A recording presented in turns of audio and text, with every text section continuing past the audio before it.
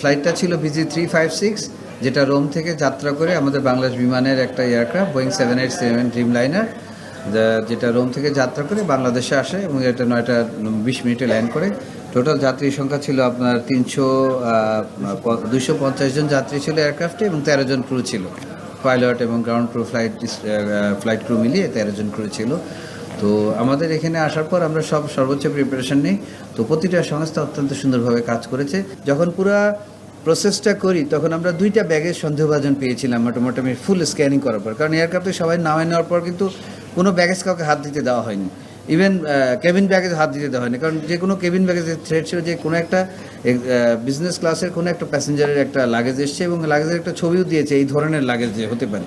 আমরা প্রত্যেকটা কিন্তু স্ক্যানিং করে করে তারপরে কিন্তু লাগেজগুলো একটা একটা করে নামিয়েছি, নিচে আবার থরো স্ক্যানিং করেছি এবং অন্যান্য জিনিস করেছি।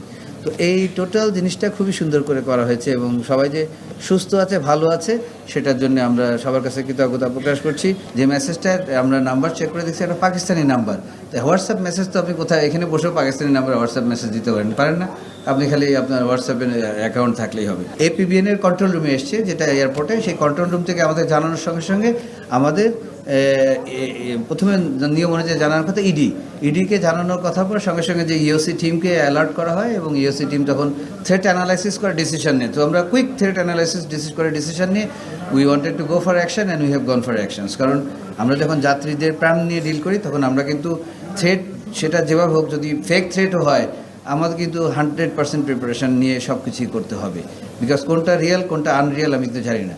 আমি ধরে নেব সব কিছুই রিয়েল। ফার্দার চ্যাট করেছি, অনেকগুলো করার পর যা হয়েছে যে কোন ব্যাগেজ আছে, উনি সাসপেক্ট হচ্ছে কোথাতে উঠছে, দুজনের কথা বলেছে হতে পারে বা এইটাই, এবং এই ধরনের লাগেজ হতে পারে, এই লাগেজের একটা ছবিও দিয়েছে এই ধরনের লাগেজ।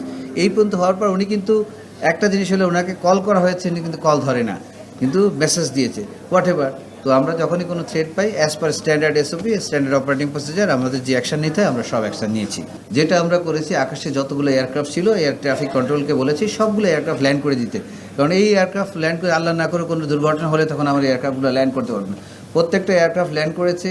ল্যান্ড করার পর ওই এয়ারক্রাফটে আমরা কিন্তু 3rd টার্মিনালের সামনে একটা এলুফ প্লেসে নিয়ে গিয়েছি, আর আমাদের এয়ারক্রাফটগুলো ল্যান্ড করা দিয়েছি এবং যেগুলো পরে সেগুলো কিন্তু ল্যান্ড করে ব্যাক ট্র্যাক করে ওই মাথা দিয়ে চলে গেছে, so that they are not affected. আমার ইমিগ্রেশন, কাস্টমস সমস্ত কিছু রান করেছে। মেনওয়াইল আমরা এটাও সতর্ক ছিলাম যে এটা হয়তো এরকম হতে পারে যে আমাদের দৃষ্টি সরানোর জন্য একটা প্রজেক্ট থেকে আমরা ব্যস্ত হয়ে গেলাম, সো এদিক দিয়ে অন্য কোনো ঝামেলা হচ্ছে। So we were even careful in the airport, alert জারি করেছিলাম যে প্রত্যেকটা লাগেজ, প্রত্যেকটা জিনিস কিন্তু এয়ারপোর্টে থরলি চেক করা হবে, কারণ this could be diversion for maybe something else is happening.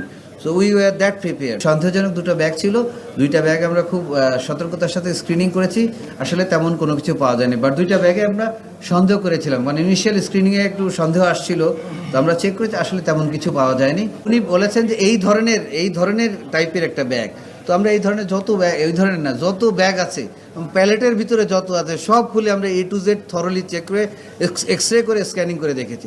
এর ভিতরে বললাম যে 2টাকে আমরা সন্দেহজনক পেয়েছিলাম স্ক্যানিংয়ে, ওটা আবার থরো চেক করে বের করে সব কিছু দেখা হয়েছে, ইট ইজ ওকে।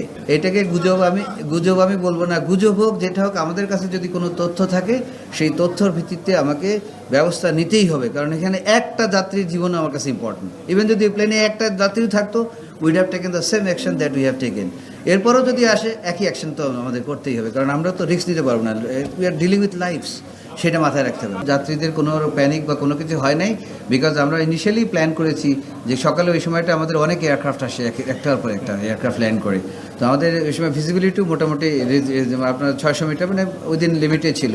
তো আমরা যেটা করেছি, কোনো প্যানিকই ক্রিয়েট না করে পুরো ইভেন্টটা 3rd টার্মিনালের সামনে নিয়ে গেছি, দূরে নিয়ে গিয়েছি, যাতে সাধারণ জেনারেল যাত্রী সাধারণের জন্য আসলে কোনো এফেক্ট করে নাই বা তারা কোনো প্যানিকও হয় নাই।